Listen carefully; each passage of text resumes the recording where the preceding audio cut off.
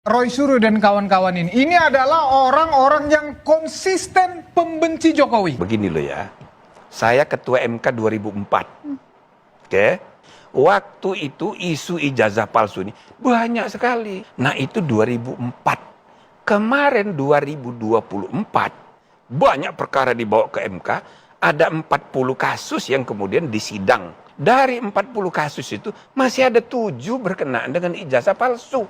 Maka selama 20 tahun, bayangkan, tidak berubah peradaban peradilan kita. Peradaban pemilu kita berkutat di sekitar ijazah. Kalau ijazah ini dikasih ke mereka, sudah tidak, pasti ini akan selamanya palsu, Bang. Nah, kadang-kadang faktanya memang ini orang lulus. Tapi kertasnya amburadul. Atau tulisannya, misalnya Jimli As-Sidiki. Nah, dulu ditulisnya pakai egrek, sekarang kie. Nah, itu dipersoalkan sebagai ijazah palsu. Banyak kasus kayak gitu. Itulah kenapa kami memang, ya, bukan karena kebencian terhadap mereka, tetapi memang mereka merusak ini. Makanya kami minta ditahan. Misal dipidanakan, apa akan berhenti? Buktinya Bambang Tri, terus saja dia. Bambang Tri dan Gus Dur itu kan dipidana gara-gara mengkritik ijazah. Harapannya setelah dipidana orang kapok dan percaya ijazah itu asli. Tapi itu kan tidak terjadi. Nah, cara yang terbukti keliru ini mau direpetisi. Tetapi pada waktunya kami percaya, tahan apakah di pengadilan, tadi pada saatnya mereka ini memang harus ditahan. Nah, kalau kita bicara yang namanya relawan semua, pendukung Pak Jokowi, pasti ingin pengen segera selesai nih permasalahan ini gitu. Selesainya sampai ditahan. Artinya selesai ini semua yang dikatakan ada tersangka ini ya ini ditahan. Pidana ini ujungnya penjara. Apakah menyelesaikan masalah?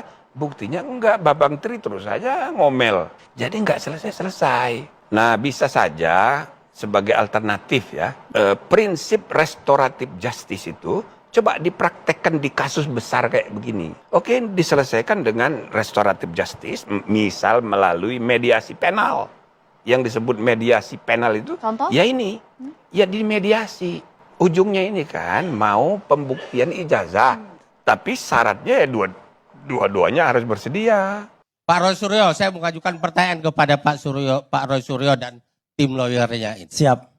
Kalau Pak Jokowi, Polda Metro mempertemukan restoratif justice, kan sekarang boleh dilakukan upaya restoratif justice, ya, dipertemukan Bapak dengan Pak Jokowi di Polda Metro, ini ijazahnya, Roy Suryo silakan periksa, verifikasi, ternyata Anda keliru terhadap tuduhan Anda selama ini. Pak Jokowi menuntut, ya sudah, kalau ada keliru, minta maaf, saya maafkan. Anda bersedia minta maaf? Kalau saya keliru, karena penelitian itu juga keliru, karena softwarenya keliru, saya bersedia minta maaf. Tapi kalau ternyata ijazah itu memang palsu, dan itu kita teliti, Jokowi yang harus minta Jangan maaf. yang kedua dulu, yang pertama dulu. Anda bersedia minta maaf? Bersedia kalau memang saya salah. Tapi insya Allah penelitian ini tidak salah. Oke.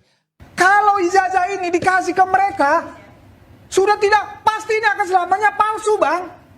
Memang orang-orang konsisten pembenci Jokowi, yang pengen Jokowi hancur, ya. Dan keluarga Jokowi. Dan setelah itu mereka melakukan disinformasi, fitnah, kebencian konsisten. Bagaimana supaya ijazah ini dipaksakan palsu. Semua dilakukan. Apakah kita tidak perlu menjaga UGM yang mengeluarkan di sini? Pertanyaannya, pernahkah ijazah itu dibawa ke UGM untuk dikompet? Mau dibawa ke Polda? Mau dibawa ke Polda, ke Solo, ke pengadilan atau gimana? Apa kurangnya Pak Jokowi menghadapi kasus ini?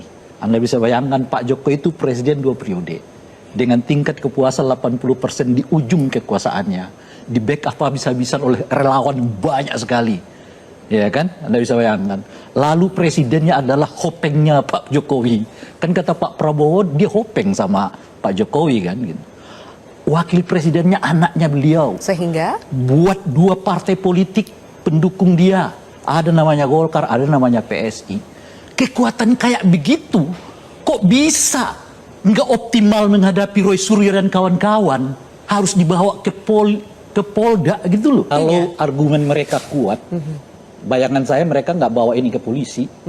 Dan bayangan saya, ini juga udah selesai karena masyarakat nggak ada yang percaya pada dugaan adanya kepalsuan ijazah ini.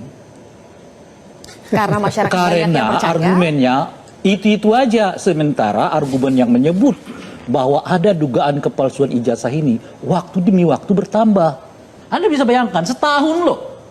Isu ini terus menerus dan waktu demi waktu makin disambut oleh publik.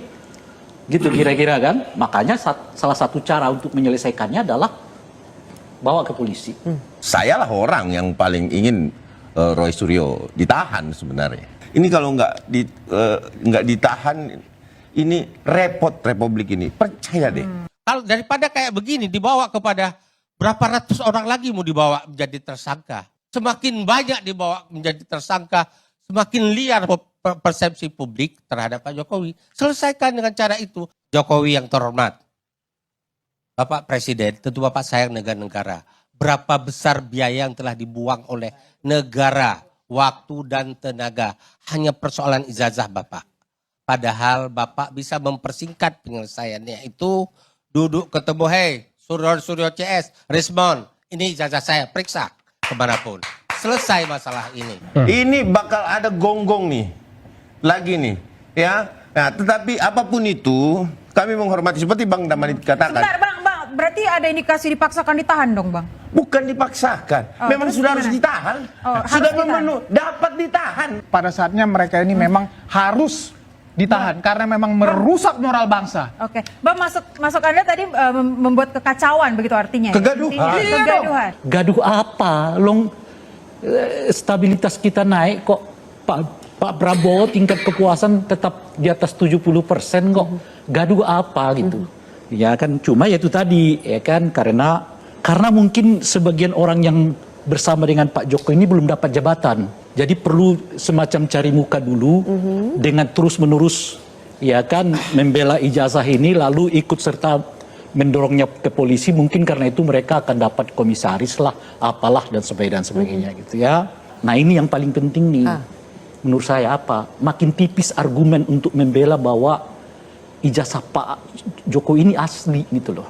Karena makin tipisnya argumen, sementara argumen yang mempersoalkannya makin banyak gitu ya. Lalu udahlah kita selesaikan di polisi aja. Jalan pintasnya? Iya, pakai polisi aja gitu. Nah, jadi makin sedikit apa namanya itu ya, argumen, makin menipis argumen, makin nggak dipercaya oleh publik argumen-argumen yang menyebut bahwa ini ijazah asli gitu ya. Kalau begitu pakailah kekuasaan. Nah, makanya itulah dibawa sekarang ke Polda ya, supaya kekuasaan menyelesaikannya gitu, melalui polisi. Kekuasaan yang mana ini Bang Rey? Kan sekarang Pak Jokowi tidak berkuasa lagi. Kekuasaan itu kan nggak harus dilihat bahwa saya berkuasa dan Anda. Kan kekuasaan itu artinya beliau mantan presiden yang ngangkat Kapolri yang sekarang. Kan kira-kira gitu ya. Jadi presidennya adalah orang yang